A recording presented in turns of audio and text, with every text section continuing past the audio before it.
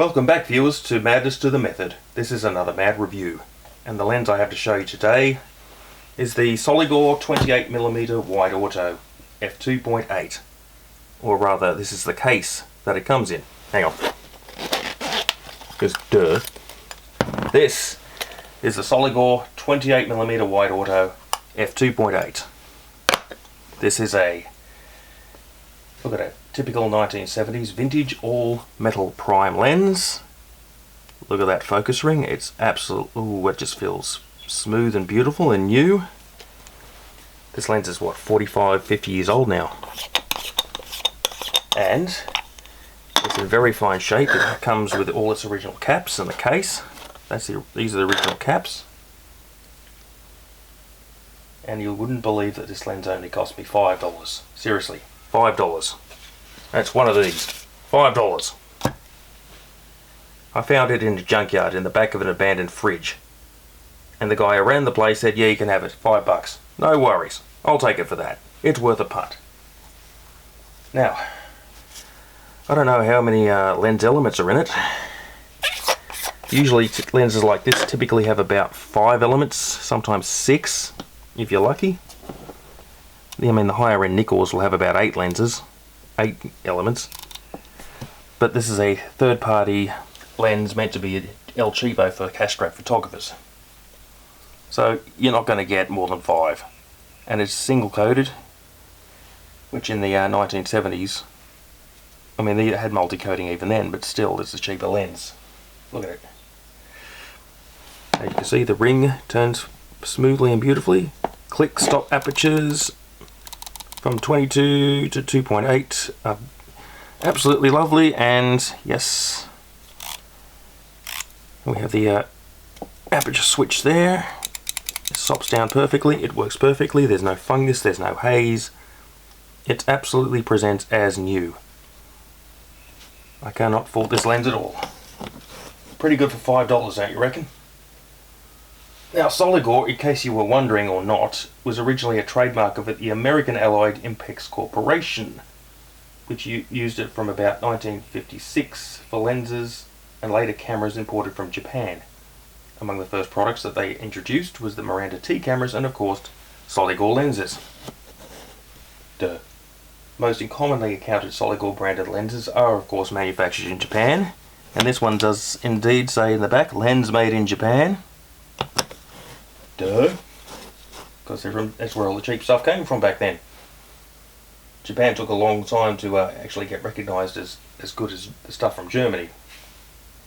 But they eventually got there, and maybe one day the Chinese will get there too. But I'm digressing. Now, the Soligor 28mm Auto is most commonly found in the M42 thread mount, which is just this. It was introduced in 1949 for the Contax S and is basically just the M39 Leica thread mount enlarged slightly. There are over 450,000 of these lenses in circulation according to observed serial numbers that I can tell, so they're not going to be terribly hard to find if you want one. Just look on eBay, they're bloody everywhere. And you have them in all sorts of mounts, Canon FD, Contax Yashica, Minolta M, Miranda, Nikon F, Olympus OM, and of course Pentax K. So whatever you want, it's out there. All other considerations notwithstanding, image quality of this lens is rarely where any lens stands or falls. And the image quality of this Soligor 28mm is reasonably good, from what I can tell from photos that I've taken. Not spectacular, not outstanding, but just good. It's a cheap lens after all.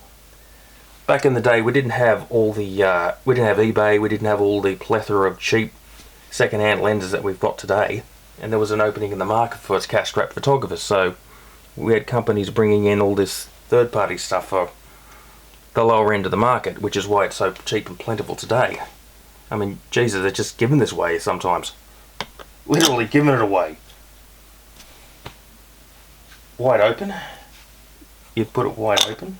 Sorry, I'm getting off track here. Wide open, focus at infinity, sharpness is reasonably good in the center of the frame, still fairly soft on the corners. There's also a rather noticeable Tokina-like glow, and a little bit of vignetting. It's a very nice vintage effect, if you like that sort of thing, and I do. but you stop it down to about f4 and everything improves overall. It's not too bad.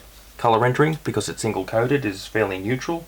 It's not going to grab you by the lapels and just shake you, but it's pleasing enough. This is more really a black and white lens, as expected. They're only, like I said, this single coated. There's the usual barrel distortion which affects most wide glass, and the softness remains in the corners, although to a lesser extent than you usually get it wide open.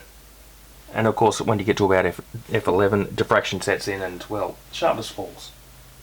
From a purely technical standpoint, this lens performs well beyond its price point as far as I'm concerned. It gives a nice vintage rendering, especially in monochrome, as I've said. Get a Pentax Spotmatic and throw some Ilford XP2 in there. Go out and take some photos and you'll be laughing. If you like that sort of thing, and I generally do. Who doesn't love vintage photography with an old camera? Go shoot some street. Go do the hipster thing and just shoot. Would I recommend this lens? Would I absolutely recommend this lens? Yes, I would. They're typically no more than $40, $50 if you want to buy them on eBay or in a pawn shop. They can be adapted to any mirrorless digital system with the cheap adapters. They're coming out of China now. And hey, I bought this for $5. Jesus, $5, mate. It's good for $5, and if you could find it for that, you'd be stupid not to get it. Now that was my mad review. This is Madness to the Method. Thank you for watching. Please like, share and subscribe if you haven't already.